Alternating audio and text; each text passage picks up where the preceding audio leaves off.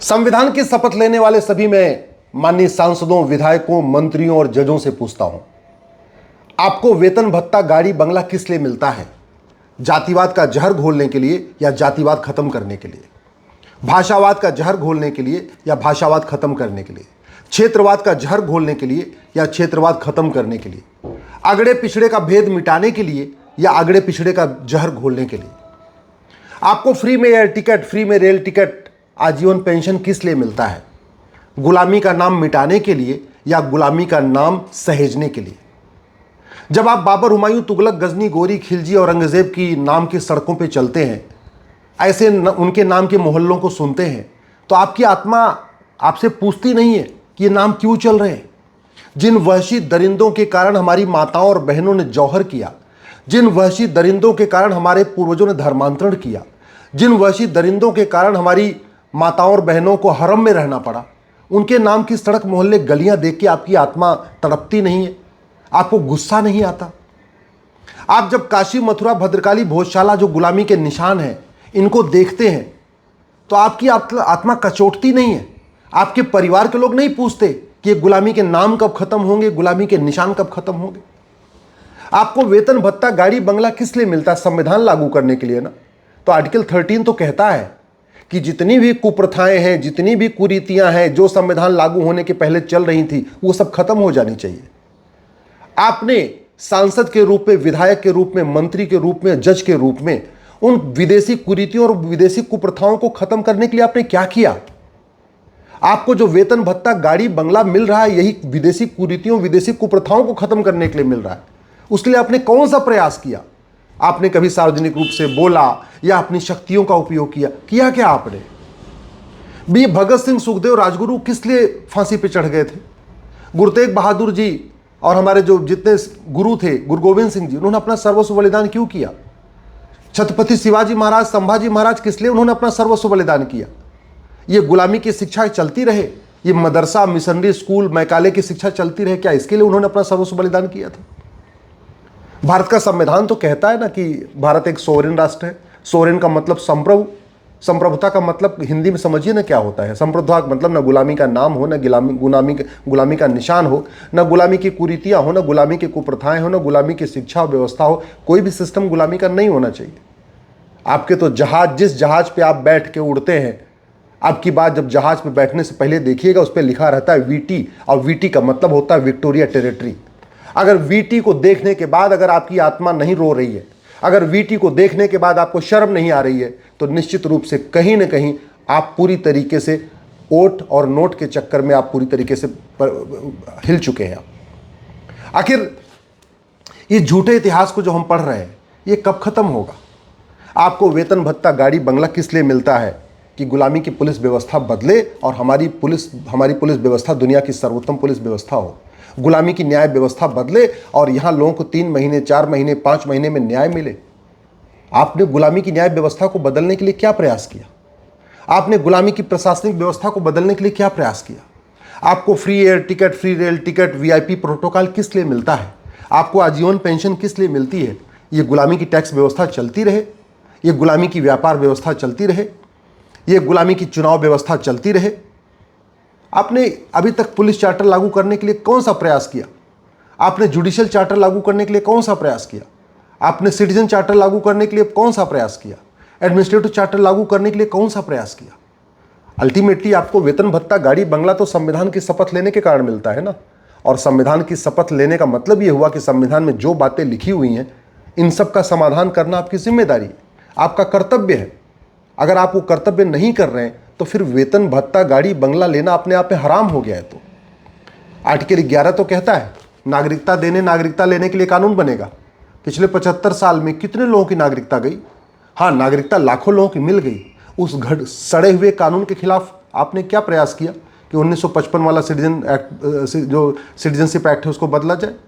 Article 13 कहता है सारी गुलामी की कुरीतियाँ, गुलामी की कुप्रथाएं 1950 के पहले वे बने सारे कानून खत्म हो जाएंगे। 222 कानून तो आज भी चल रहे हैं। इन अंग्रेजों के कानून, मुगलों के नियम कानून को बदलने के लिए आपने क्या प्रयास किया? आप आर्टिकल 16 कहता है सबको समान अवसर मिलना चाहिए। समान अवसर तो तब मिलेगा ना जब सबकी समान शिक्षा होगी, जब कांस्टेबल के बच्चे की किताब और कमिश्नर के बच्चे की किताब एक होगी तब सबको समान अवसर मिलेगा। जब क्लर्क के बच्चे की किताब और मुख्यमंत्री के बच्चे की किताब एक होगी तब सबको समान अवसर मिलेगा। आप तो समान अवसर देना नहीं चाहते, आप तो आरक्षण का बीज बो के बार बार समाज को विभाजित कर रहे हैं, समाज को बांट रहे हैं। आरक्षण से समानता नहीं आएगी, समानता आएगी समान शिक्षा से, यूनिफॉर्म एजुकेशन से। उसके लिए आपने कौन सा प्रयास किया? आप आर्टिकल 25 में धर्म पालन का अधिकार है और यहाँ धर्मांतरण हो रहा है, और धर्मांतरण के खिलाफ आपने कोई कठोर कानून बने सेंट्रल लेवल पे, इसके लिए कोई प्रयास किया ही नहीं आपने। आज तक आपने हेट स्पीच को डिफाइन नहीं किया, नफरत फैलाई जा रही है। 15 मिनट के अंदर हिंदुस्तान से हिंदुओं को खत्म करने वाला विधायक बन के बैठा हुआ है, टुकड़े टुकड़े काटने वाला जो है सांसद बन के बैठा हुआ है। एक कश्मीर का अलगाववादी संसद में पहुंच गया, एक पंजाब का अलगाववादी संसद में पहुंच गया। आप कर क्या रहे? आप घटिया कानून के खिलाफ कोई आवाज़ तो उठा नहीं रहे। आप धर्म और रिलीजन में ज़मीन आसमान का अंतर होता है, आपने धर्म और रिलीजन को परिभाषित करने के लिए तो कोई काम किया नहीं। मुगलों ने 1000 मदरसा खोला था, पिछले 75 साल में 3 लाख मदरसे खुल गए, जबकि भारत के संविधान में कहीं मदरसे का जिक्र ही नहीं है। भारत का संविधान तो मदरसा बैन करने की बात करता है, क्योंकि मदरसा मजहब को प्रमोट करता है। आर्टिकल 27 कहता है मजहब के आधार पर 1 रुपये खर्च नहीं होगा, आर्टिकल 28 कहता है कोई मजहबी तालीम नहीं होगी, और फिर भी मदरसा खुलता जा रहा है। आप किस दुनिया में जी रहे हैं? आप अपने बच्चों को कैसे मुंह कैसे दिखाते हैं? जिस काम के लिए आपको वेतन भत्ता गाड़ी बंगला मिलता है वो काम आप करते नहीं हैं, फिर आप अपने परिवार को मुंह दिखाते कैसे? आपको आत्मग्लानि नहीं होती? कौन सी समस्या भारत की है जो लाइलाज है? भारत की कौन सी ऐसी समस्या है जो 5 साल में खत्म नहीं हो सकती? क्या पूरी दुनिया में घूसखोरी, कमीशनखोरी, दलाली है? यदि नहीं है तो भारत में क्यों है? क्या पूरी दुनिया में मिलावटखोरी है, कालाबाजारी है, नशा तस्करी है, मुनाफाखोरी है?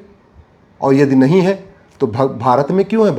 भारत तो भगवान श्री राम की जन्मभूमि है, भगवान कृष्ण की जन्मभूमि है, भगवान महावीर, भगवान बुद्ध की जन्मभूमि है, गुरु तेग बहादुर जी और गुरु गोविंद सिंह जी की जन्मभूमि है। फिर यहाँ इतनी समस्या क्यों है? जितनी घटतौली, नक्काली, हवालाबाजी, कबूतरबाजी, तोलाबाजी भारत में है, इतनी चीन, जापान, सिंगापुर में है क्या?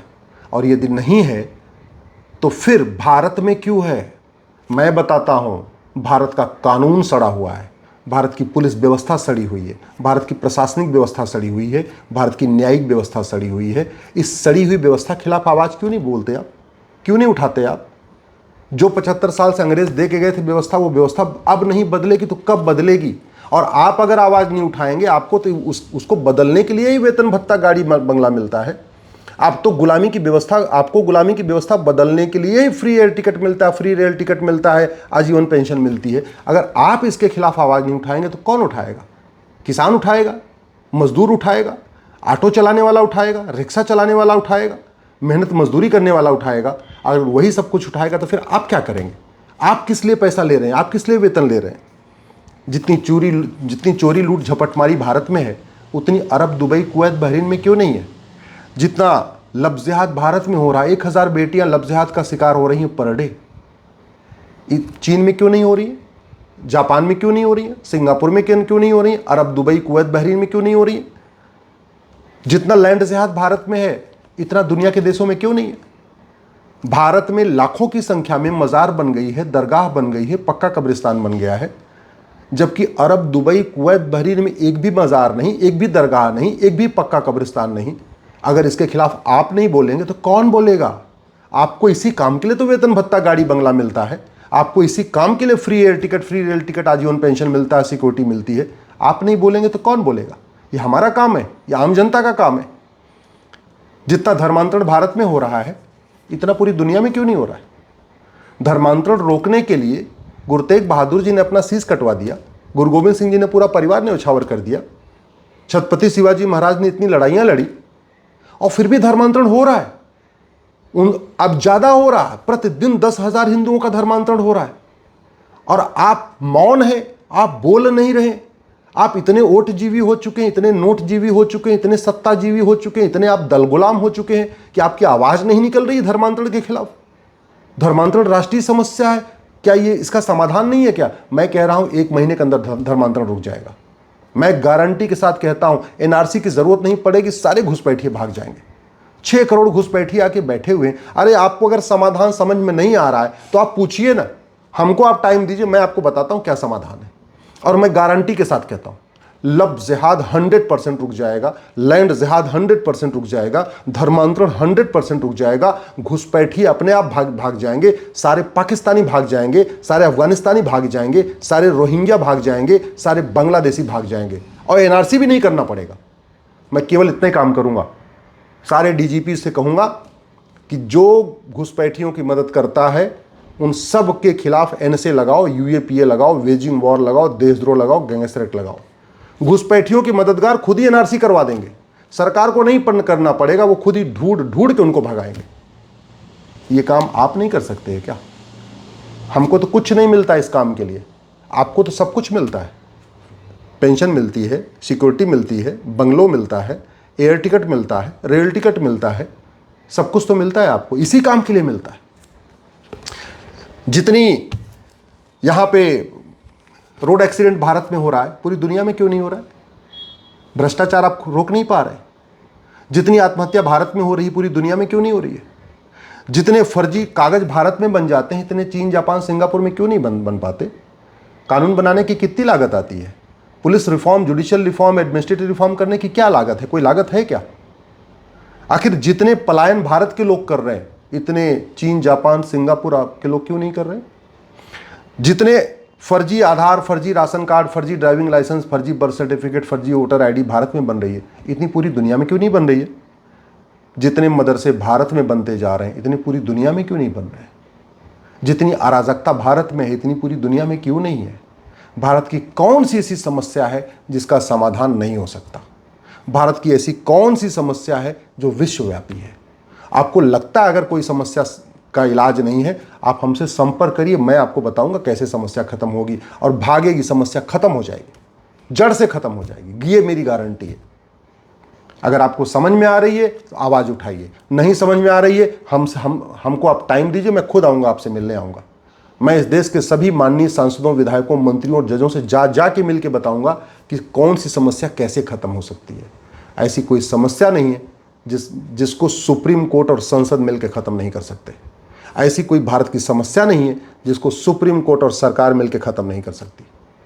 सरकार चाहे और सुप्रीम कोर्ट चाहे तो भारत से भ्रष्टाचार भी खत्म हो जाएगा, अलगाववाद भी खत्म हो जाएगा, आतंकवाद भी खत्म हो जाएगा, जिहाद भी खत्म हो जाएगा, मजहबी उन्माद भी खत्म हो जाएगा, धर्मांतरण भी खत्म हो जाएगा, घुसपैठ भी खत्म हो जाएगी, घुसपैठी अपने आप भाग जाएंगे।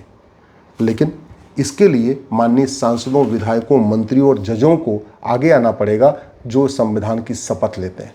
दुर्भाग्यवश बड़ी बड़ी बातें करते हैं, अच्छे अच्छे भाषण देते हैं, शेर व शायरी पढ़ते हैं, कविता पाठ पढ़ते हैं, लेकिन जिस काम के लिए उनको वेतन भत्ता, गाड़ी बंगला मिलता है, वो काम नहीं करते हैं। इसलिए उनको जगाना आम जनता की जिम्मेदारी है। ये वीडियो अधिक से अधिक शेयर करिएगा, और अगर आप किसी सांसद, विधायक, मंत्री, जज को जानते हैं तो उन तक ये वीडियो ज़रूर पहुंचा दीजिएगा।